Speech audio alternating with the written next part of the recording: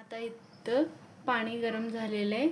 हे गहू असं टाकून ह्याच्यात घालून ठेवायचं, म्हणजे कसं हे गहू मऊ पडते. 1-2 तास भिजत असं मऊ होण्यासाठी ठेवून टाकायचं झाकण लावून. 2 तासानंतर ह्याला शिजवून घ्यायचं. आता हे गहू असे भिजत ठेवले होते आपण, हे बघा 1-2 तासाने इथं मी काढलेले. अशा प्रकारे एकदम पांढरे होते आणि मऊ बी होते थोडंफार. हे बघा असे मऊ होते. त्याच्यामुळं हे असं भिजवून आपलं गहू शिजवून कुकरला लावायचं, म्हणजे कसं याला पटकन शिजवून. इथं कुकरमध्ये पाणी घेते. पाणी बघा 1 ते 1.5 तांब्या पाणी घ्यायचं. आता याला गहू टाकून घ्यायचे, सगळे गहू टाकून घ्यायचे. असे हे गहू सगळे ह्याच्यात घालून घ्यायचं. हे जे गव्हातलं पाणी मी बाजूला काढलेलं आहे, कारण ते गव्हाचं पाणी हे असे चोते वगैरे निघालेले असते, त्याच्यामुळं ते पाणी बाजूला काढून आता असे झाकण लावून ह्याला 4 ते 5 शिट्ट्या घेऊन घ्यायचं. दाखवते हे शिजलेलं आहे बघा. आपलं गहू असं शिजलेलं आहे, एकदम असं मऊ झालेले.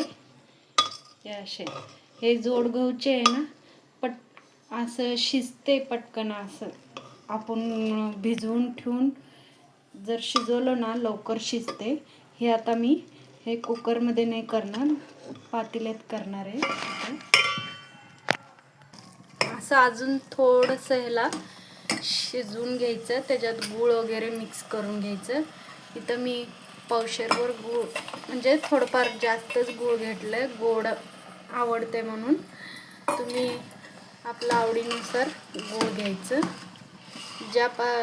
म्हणजे ज्या वाटीने मी गहू घेतले होते त्याच वाटीने मी इथं गूळ घेतलेले.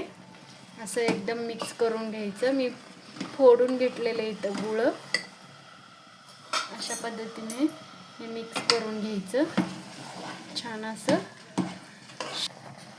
असे जोड गहू आहे ना, आपल्या किराण्याच्या दुकानात भेटते इथं. जर तुम्हाला पाहिजे असेल तर किराण्याच्या दुकानात घेऊन यायचं. ह्याच्यात मी इथं खोबरं कापून घेतलेलं आहे, हे टाकते. बदाम घेतलेलं आहे. इथं छान असं मिक्स करून घेतलेलं आहे. हे असं शिजवून घ्यायचं, म्हणजे कसं एकदम मऊ होतं. हे खोबरं वगैरे टाकलेलं आहे, सगळं मिक्स होतं. मग जर तुम्हाला असे खोबरे असे कापून नको असले तर ह्याला बारीक वाटून पण घेऊ शकतं, मिक्सरमध्ये वाटून टाकू शकतं. इथं मी सुंठ बडीशेप घेतलेले, ते पण असं घालून घेते. इथं थोडंसं मीठ घेतलेलं आहे मी. इथं मीठ टाकल्याने ना आपल्या गव्हाला एकदम असं चव येते. गहू असं सप्पक असते म्हणून ह्याला थोडं मीठ टाकलं ना एकदम चविष्ट लागते, म्हणून ह्याला मीठ टाकून घ्यायचं गरजेचं आहे. असं आता बघा इथं खीर आपलं असं शिजून तयार झालेलं. असं हे चविष्ट असं एकदम खीर आपलं तयार झालेलं आहे. खूप छान लागते हे खीर, आणि हे पौष्टिक बी असते लेकरांना आणि मोठ्यांसाठी पण. असे जोड गहूचं खीर खाऊन बघा एकदा. इथं मी वरून काजू बदाम घालून आपलं खीर आपलं तयार झालेलं आहे. बघू शकता किती छान असं आपलं खीर, जोड गहूचं खीर असं तयार झालेलं आहे. बघा अशाच नवीन नवीन रेसिपीसाठी आमच्या चॅनलला सबस्क्राईब करा, लाईक करा, शेअर करा.